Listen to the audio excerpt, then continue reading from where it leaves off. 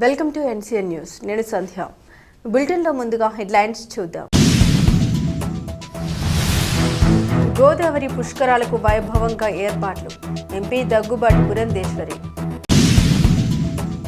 గోదావరి పుష్కరాలను అత్యంత వైభవంగా నిర్వహించేందుకు గాను ప్రభుత్వం అన్ని స్థాయిల్లో చర్యలు చేపడుతోందని రాజమండ్రి పార్లమెంటు సభ్యురాలు దగ్గుబాటి పురంధేశ్వరి తెలియజేశారు. కొవ్వూరు నియోజకవర్గంలోని వాడపల్లి సమీప గోంగూరులంక ప్రాంతాన్ని స్థానిక MLA మూపుడి Venkateswararao, joint collector Y Meghaswaroop తదితర అధికారులతో కలిసి పరిశీలించారు.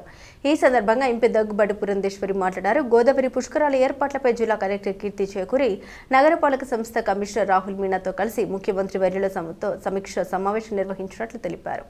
ఘాట్ల ఆధునీకరణ, రహదారుల విస్తరణ, యాత్రికులకు అవసరమైన సౌకర్యాల కల్పన వంటి అంశాలపై సమగ్రంగా చర్చించినట్టు తెలిపారు. పుష్కరాల నిర్వహణకు ప్రభుత్వం పూర్తి సహకారం అందిస్తోందని, పనులను ఎప్పటికప్పుడు సమీక్షిస్తూ ముందుకు సాగాలని ముఖ్యమంత్రి సూచించినట్లు వెల్లడించారు. గోంగూరులంక ప్రాంతాన్ని పర్యాటక ప్రాంతంగా అభివృద్ధి చేసే క్రమంలో చర్యలు తీసుకుంటున్నామని తెలిపారు. స్థానిక ఎమ్మెల్యే మూపుడి వెంకటేశ్వరరావు మాట్లాడారు. గోంగూరులంక ప్రాంతాన్ని పర్యాటక కేంద్రంగా అభివృద్ధి చేయడానికి విస్తృత అవకాశాలు ఉన్నాయని తెలిపారు. పుష్కరాల సందర్భంగా దేశం నలుమూలల నుండి వచ్చే భక్తులకు ఆకర్షణీయంగా తీర్చిదిద్దేందుకు అవసరమైన మౌలిక సదుపాయాలపై ప్రత్యేక దృష్టి సారిస్తున్నామని అన్నారు. ఈ పర్యటనలో టూరిజం ప్రాంతీయ సంచాలకులు మూర్తి, Godavari headworks EE G Srinivasarao, జిల్లా టూరిజం అధికారి పి వెంకటాచలం, తహసీల్దార్ డి దుర్గాప్రసాద్, ఎంపీపీ కాకర్ల నారాయుడు, స్థానిక నేతలు సూరపనేని సూర్య, భాస్కర్ రామ్మోహన్, బేతిన నారాయణ, సుంకర సత్యబాబు, బోడపాటి వెంకట ముత్యాలరావు, కాకర్ల బ్రహ్మాజీ, పలువురు అధికారులు తదితరులు పాల్గొన్నారు. Yes. Because tomorrow for any calamity, anything must offer. Buffer వదిలేసి అంతా మీకు చూపించాలనేది చెప్తున్నాను. బట్ అంతా ఒకేలాగా ఉంటుంది కదా.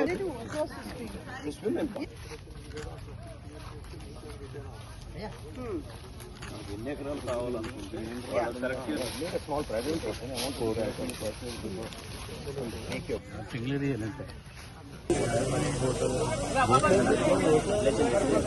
బోట్లు వెళ్తారు.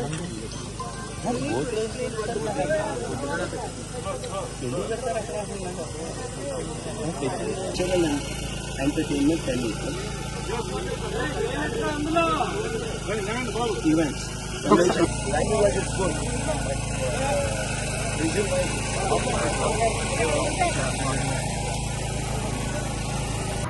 then decorating that today and responsibility from the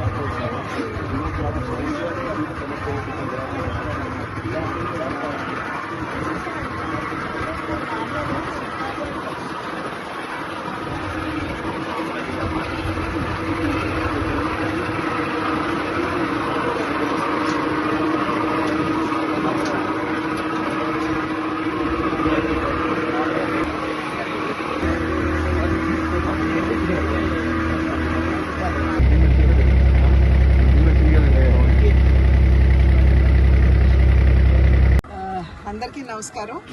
నిన్ననే జిల్లా కలెక్టర్ గారితో, అదేవిధంగా కమిషనర్ గారితో ముఖ్యమంత్రి గారిని పుష్కరాలకు సంబంధించినటువంటి పనుల గురించి వారితో డిస్కస్ చేయడానికి కలవడం జరిగింది.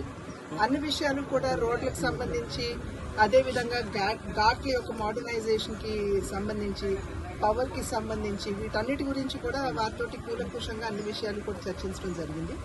అతి త్వరలో వారు అధికారులతో కూడా ఈ నెలాఖరు కల్లా ఒక మీటింగ్ పెట్టి మరి ఒకసారి ఆ పనులు ఎంతవరకు వచ్చాయనేటువంటి విషయాన్ని రివ్యూ చేసుకుంటూ, అంటే అట్ షార్ట్ ఇంటర్వెల్స్ వీటన్నిటినీ కూడా ఎప్పటికప్పుడు సమీక్షించుకుంటూ ముందుకు వెళ్దామని చెప్పి వారు నిన్న మాకు భరోసా ఇచ్చారు.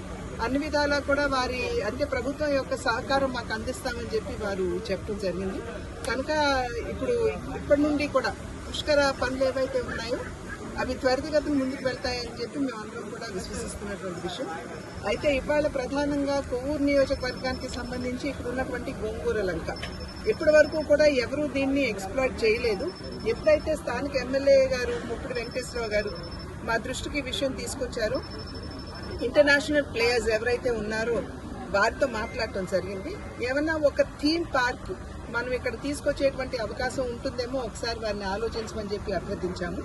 ఆ అభ్యర్థన మేరకు వారు ఒక ఆలోచనతోటి వచ్చారు.